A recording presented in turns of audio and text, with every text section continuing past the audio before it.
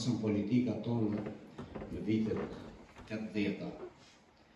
Për qenë sinqert, atëherë dhe sot, unë them që kur kem fillu veprimtarin, unë kam pas 19 vite veprimtari profesionale, në grupe ilegale, që vepronin kundër sistemeve. Ne veprimtarim dhe platforma jonë deri në vitin 90 ka qenë bashkimi i tokave shqiptare. Dhe unë kjo nga ata bashkëveprimtarë që them, jo, po ne, platforma jonë ka qenë bashkimi i tokave të shqiptare. Por në vitet 90 ndryshuan politika globale.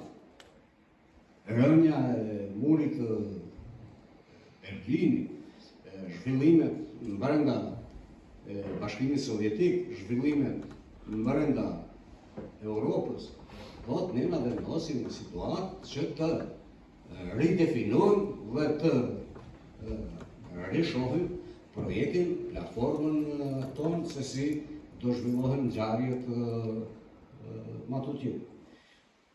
Mendoj që vendimet e aso kohë kanë qenë të drejta dhe u dëshmua.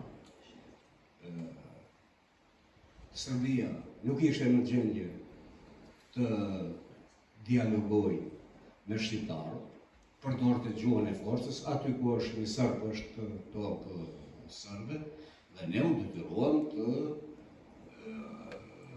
organizojmë luftën në Kosovë. Deri tek akti i shpalljes pavarësisë, sot është Kosova shtet i pavarur, por duhet të bëjë politika të mençura përshtat me kohën të cilën e jetojmë. Në Maqedoni, marrëveshja e Ohrit ishte zgjidhja më e mirë.